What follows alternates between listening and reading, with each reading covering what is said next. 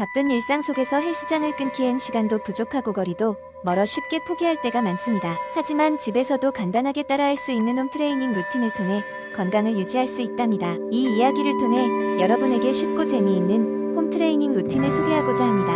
몇 달 전 저는 몸이 무거워지고 체력이 떨어지는 것을 느끼기 시작했습니다. 일 끝나고 집에 오면 피곤해서 바로 누워버리고 주말엔 나가서 운동하기보다는 소파에서 TV를 보며 시간을 보내기 일쑤였죠. 그러던 어느 날 평소 건강을 잘 챙기던 친구가 저에게 홈트레이닝 루틴을 추천해 주었습니다. 저는 망설임 없이 친구의 추천을 받아들이기로 했습니다. 먼저 인터넷에서 기본적인 홈트레이닝 동영상을 찾아보고 저의 생활 패턴에 맞는 루틴을 만들어 보기로 했죠. 첫 번째로 정한 목표는 매일 15분 운동하기였습니다. 가장 중요한 것은 무리하지 않고 꾸준히 하는 것이었으니까요. 저는 새 아침 루틴을 설정했습니다. 알람이 울리면 일어나서 제일 먼저 매트를 깔고 몸을 풀었습니다. 스트레칭 5분, 이후 플랭크 1분씩 2세트, 스쿼트 15회씩 3세트, 푸시업 10회 2세트를 반복했습니다. 이른 아침, 막 잠에서 깬 몸에게 적당한 운동량이었고 덕분에 정신도 맑아졌습니다. 매일 아침 스스로와의 약속을 지키며 점점 운동 시간이 15분에서 20분으로 늘어났습니다. 주말에는 조금 더 색다르게 가족들과 함께 할 수 있는 그룹 운동을 시도했어요. 건강 챌린지를 선포하고 아이들과 함께 미니 서킷 트레이닝을 즐겼습니다. 줄넘기, 버피, 점핑잭, 사이드 크런치 등을 음악에 맞춰 함께 했더니 아이들도 즐거워하고 저 역시 시원하게 땀을 흘릴 수 있었습니다. 시간이 지나면서 체력은 물론 정신적으로도 많은 변화를 느꼈습니다. 무엇보다 아침을 상쾌하게 시작하니 하루가 긍정적으로 느껴졌고 잡념이나 스트레스가 크게 줄어들었습니다. 초반엔 조금 힘들었지만 꾸준히 하다 보니 운동이 습관이 되었고 거울 속 건강한 모습을 보는 즐거움도 커졌습니다. 집에서 혼자 하는 운동이라 처음에는 전문가의 도움 없이 할 수 있을까 걱정했지만 의외로 유튜브 등을 통해 다양한 정보와 동작을 배우는데 어렵지 않았습니다. 오히려 집에서 편안하게 시간을 절약하면서도 효과적으로 운동할 수 있다는 점이 큰 장점으로 다가왔죠. 홈트레이닝은 장비나 특별한 시설 없이도 간편하게 자신만의 루틴을 만들어 나갈 수 있는 운동입니다. 처음부터 무리한 목표를 설정하기보다 자신의 페이스에 맞게 작은 목표를 가지고 지속하는 것이 중요합니다. 하루 15분, 나의 몸과 마음을 위한 투자가 무척 소중하다는 것을 이제는 확실히 깨달았습니다. 이렇게 간단한 루틴으로 삶의 질을 높일 수 있다니 여러분도 시도해보세요.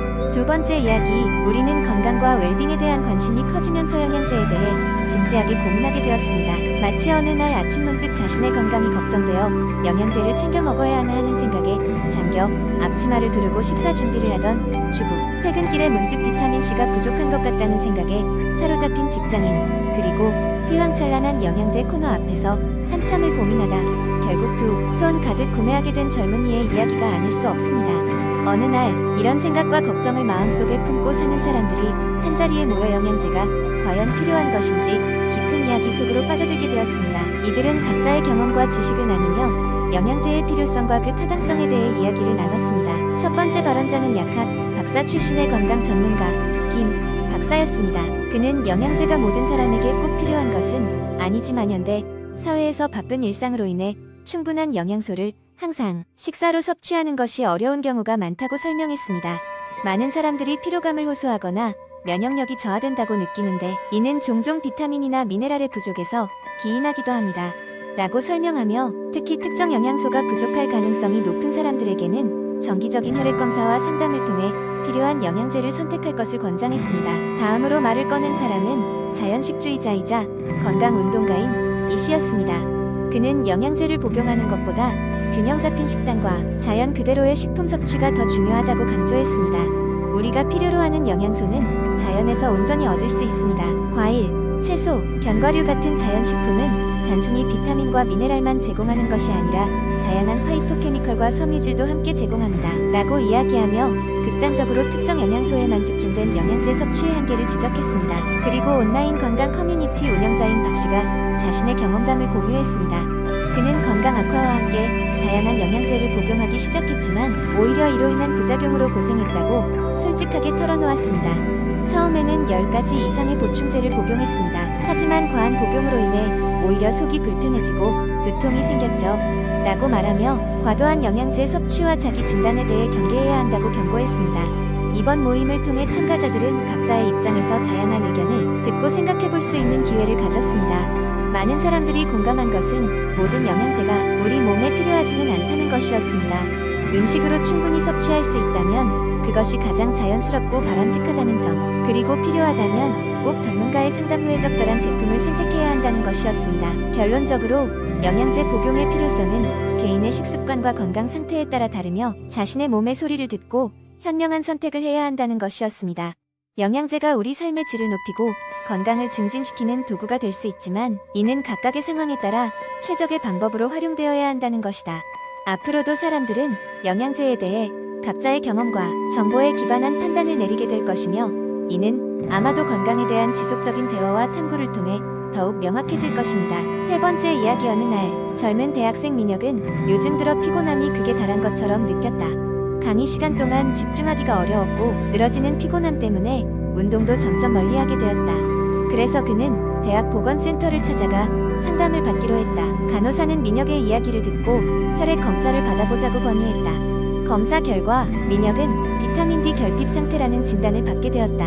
이때부터 민혁은 비타민 D의 중요성을 깨닫기 시작했다. 비타민 D는 단순한 비타민의 범주를 넘어선 주요 영양소이다. 가장 잘 알려진 비타민 D의 기능은 뼈 건강을 촉진하는 것이다. 이는 칼슘과 인의 흡수를 돕기 때문인데 이것이 없으면 우리의 뼈는 점점 약해지고 부러지기 쉽게 된다. 특히 청소년기에는 뼈의 성장이 활발하게 이루어지기 때문에 꼭 필요한 비타민이다. 그렇다면 이 비타민은 어디서 얻을 수 있을까? 민혁은 인터넷을 통해 조사하면서 알게 되었는데 비타민 D는 주로 햇빛, 음식, 그리고 보충제를 통해 체내로 얻을 수 있다는 것을 알았다. 햇빛을 충분히 받으면 피부에서 자연스럽게 합성되는 것이지만 현대 사회에서 많은 사람들은 실내에서 시간을 많이 보내기 때문에 비타민 D가 결핍되기 쉽다. 민혁도 평소 강의와 도서관 사이를 오가느라 햇빛을 쬐 기회가 적었던 것이다. 뿐만 아니라 비타민 D는 면역력을 증진시키는 역할도 한다. 어느덧 감기나 독감 시즌이 다가오면 민혁은 자신이 부족했던 비타민 D의 중요성을 더욱 절감하게 된다. 비타민 D가 충분할 경우 몸은 바이러스나 세균의 침입에 더 효과적으로 대응할 수 있어 감염병을 예방하는 데 도움을 준다. 민혁은 비타민 D가 정신건강에도 영향을 미칠 수 있다는 것을 알게 되었다. 비타민 D는 기분 조절 호르몬인 세로토닌의 합성에 관여하며 이 때문에 우울증 완화를 돕는 것으로 여러 연구에서 보고되었다. 민혁의 경우 생기 없던 자신에게 조금씩 활력이 돌아오는 것을 느낄 수 있었다. 이처럼 비타민 D의 중요성을 깨달은 민혁은 생활 스타일에 변화를 주기로 결심했다. 그는 매일 적어도 20분 이상 햇빛을 받기 위해 산책하는 습관을 들였고 비타민 D가 풍부한 연어와 계란 같은 음식을 식단에 포함시키기로 했다. 필요하다면 비타민 D 보충제도 꾸준히 섭취하기로 했다. 시간이 지나면서 민혁은 피로감이 점점 사라지고 강의에 대한 집중력도 눈에 띄게 향상되었다. 그는 자신의 몸이 회복됨을 느꼈고 운동도 다시 시작할 수 있었다. 일상의 작은 변화가 그의 삶을 새롭게 한 것이다. 이제 민혁은 비타민 D의 홍보자로 나섰다. 친구들과의 대화에서 그는 비타민 D의 이점을 공유하며 작은 습관이 얼마나 큰 차이를 만들 수 있는지 이야기했다. 그의 경험은 주변 사람들에게도 비타민 D의 중요성을 일깨워주었고 많은 사람들에게 영감을 주었다. 이렇게 민혁의 이야기는 건강을 돌보는 것이 얼마나 중요한지를 다시 한번 상기시키며 비타민 D의 놀라운 이점들을 통해 더 나은 삶을 살아가는 작은 실천의 중요성을 사람들에게 전파하고 있었다. 네 번째 이야기. 최근 몇 년간 건강과 웰빙에 대한 관심이 급증하면서 인터넷에서 건강과 관련된 다양한 주제들이 뜨거운 화두로 떠오르고 있다. 특히 사회적 불안과 팬데믹 상황을 겪으면서 사람들이 개인의 건강을 철저히 관리하려는 경향이 더 두드러지게 나타나고 있다. 이번 썰에서는 현재 인터넷에서 가장 주목받고 있는 건강 관련 트렌드에 대해 이야기해 보려고 한다. 이 이야기는 디지털 세계에서 건강 정보가 어떻게 유통되고 있는지 또 사람들이 어떻게 이를 수용하고 응용하는지를 깊게 들여다보는 기회가 될 것이다. 가장 먼저 짚어볼 부분은 마인드풀니스, 와명상의 인기가 다시 뜨고 있다는 점이다. 현대인의 바쁜 삶 속에서 정신적인 안정을 얻고자 하는 욕구는 명상을 상위 인기 검색어로 만들었고 다양한 명상 앱이 출시되며 그 수요는 날로 증가하고 있다. 사람들이 앱을 통해 제공하는 짧은 명상 세션으로 일상 속에서 작은 쉼표를 찍으려는 모습이 자주 관찰된다. 이는 단순히 기분 전환을 넘어 정신 건강을 증진시키고 스트레스 관리에 도움이 된다는 점이 입증되면서 그 인기는 식을 줄을 모르고 있다.